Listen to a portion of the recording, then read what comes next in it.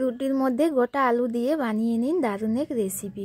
এটা খুবই সুন্দর একটা রেসিপি, তো আপনারা দেখলেই বুঝতে পারবেন। আর এটা খেতেও খুব ভালো হয়। তো চলুন তাহলে আমি দেখাচ্ছি।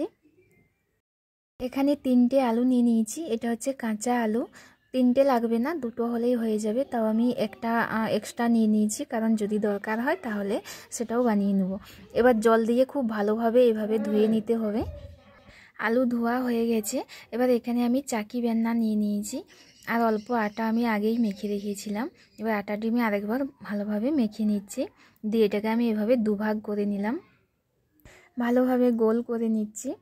এবার এটাকে হালকা শুকনো আটা দিয়ে এটাকে রুটির মতোভাবে বেলে নিতে হবে। আমরা যেভাবে রুটি বেলি সেভাবেই বেলে নিতে হবে। এটা বেশি পাতলাও হবে না আর বেশি মোটাও হবে না, মিডিয়াম হবে।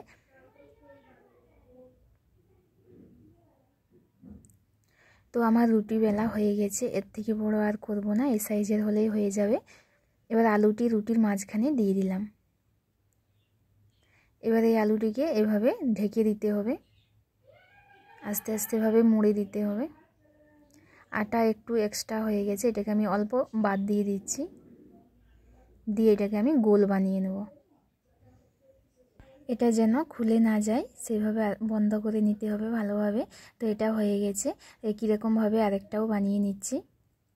আমি এখানে 2টোই বানিয়েছি, আপনারা বেশিও বানিয়ে নিতে পারেন।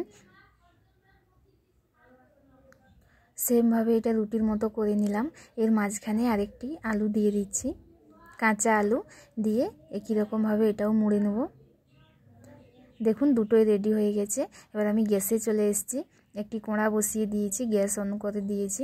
এখানে সাদা তেল দিয়ে দিলাম, দিয়ে এই আলুগুলি দিয়ে দিচ্ছি। প্রথমে একটা আলু আমি একটু ভেজে নিচ্ছি, নাহলে এর গায়ে লেগে যেতে পারে, কারণ কড়াটা ছোট আছে। হালকা ভাজা হয়ে গেছে, এবার আরেকটি দিয়ে দিলাম। এবার 2টো, গ্যাসের ফ্লেম মিডিয়ামে আছে। তো এইভাবে ভেজে নিতে হবে লাল লালভাবে। দেখুন আগে যেটা দিয়েছিলাম সেটা ভাজা হয়ে গেছে, ওটা আমি তুলে নিচ্ছি। এটা আমি আরেকটু ভেজে নেব, তাহলে এটাও হয়ে যাবে। এটাও হয়ে গেছে, এবার এটাও আমি তুলে নিচ্ছি। 2টোই তুলে তারপর দেখাচ্ছি।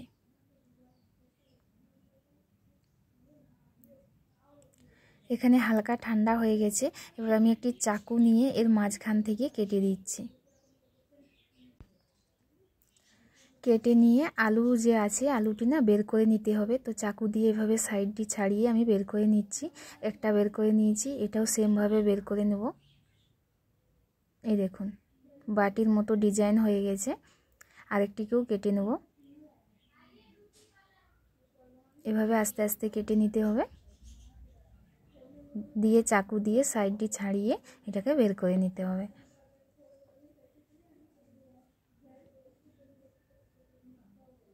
আলুটি কিন্তু পুরোপুরি সিদ্ধ হয়নি, মাঝখানটা এখনও একটু একটু কাঁচা আছে। তো এখানে 4টেই হয়ে গেছে রেডি।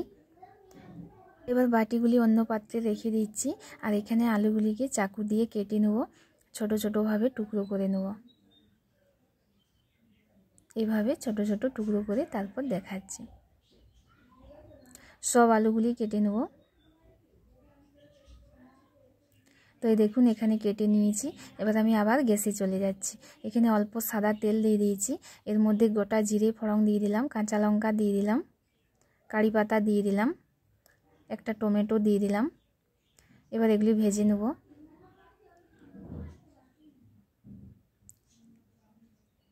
কিছুক্ষণ ভেজে নিতে হবে। অল্প নুন দিয়ে দিচ্ছি, তাহলে টমেটো খুব তাড়াতাড়ি গলে যাবে। খুব সুন্দর একটা গন্ধ বের হয়েছে কারি পাতার। এবার এর মধ্যে গুঁড়ো মশলা দিয়ে দিচ্ছি, জিরে গুঁড়ো, হলুদ গুঁড়ো, ভালোভাবে মিক্স করে নিলাম। এবার এর মধ্যে কেটে রাখা আলু দিয়ে দিচ্ছি, দিয়ে ভালোভাবে মিক্স করে নিতে হবে। অল্প নুন দিয়ে দিলাম। এটা মিক্স করে আমি কিছুক্ষণ ঢাকা দিয়ে দেবো, তাহলে আলুটি একটু সিদ্ধ হতে বাকি আছে, সেটাও সিদ্ধ হয়ে যাবে। ঢাকা খুলে নিয়েছি। এবার এর মধ্যে দিয়ে দিলাম আমচুর পাউডার, আর দিয়ে দিচ্ছি গরম মশলা। এবার আরেকটু হালকা ভেজে নেব আলুটি। আলু সব সিদ্ধ হয়ে গেছে খুব ভালোভাবে। এটাও আমার রেডি হয়ে গেছে, কিন্তু এটা নামানোর আগে আমি আরেকটি জিনিস দিয়ে দেবো, সেটা হচ্ছে পাতিলেবুর রস। হাফ পাতিলেবুর রস দিয়ে দিলাম, দিয়ে ভালোভাবে মিক্স করে নিচ্ছি। এবার গ্যাস বন্ধ করে দিয়েছি। এবার এটা নামিয়ে তারপর দেখাচ্ছি। এখানে আমি 4টে ওই বাটি নিয়ে নিয়েছি একটি প্লেটের মধ্যে। এবার এর মধ্যে ওই আলুর ভাজাগুলি দিয়ে দিচ্ছি। এটা খেতে খুবই ভালো হয়, একদম আলু কাবলির মতো। এবার এর মধ্যে আরও কিছু জিনিস দিতে হবে, সেটা হচ্ছে সিদ্ধ ছোলা। ছোলাটি আমি নুন দিয়ে সিদ্ধ করে রেখেছিলাম, আর কিছুই না। তো আপনারা এখানে কাঁচা ছোলাও দিতে পারেন। তো আমি সিদ্ধ ছোলা দিয়েছি, আর দিয়ে দিচ্ছি পেঁয়াজ কুচি। এছাড়া আপনারা এর উপরে ধনে পাতাও দিয়ে দিতে পারেন। বিকেল হলেই চটপটা কিছু খাওয়ার ইচ্ছে হয়, সেটা বাচ্চা বলুন আর বড় সবারই ইচ্ছে হয়। তো এটাও বানিয়ে নিতে পারেন, দারুণ একটি স্ন্যাক্স। এর উপরে আমি পাতিলেবুর রস অল্প দিয়ে দিলাম, তো এটা খেতে আরও বেশি টেস্টি হবে।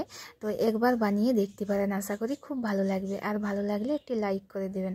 তো আজ এখান পর্যন্তই, আবার দেখা হবে অন্য কোনো নতুন রেসিপিতে। আর যারা ফেসবুক থেকে দেখছেন প্লিজ প্রোফাইলটি ফলো করে দেবেন। ধন্যবাদ, বাই।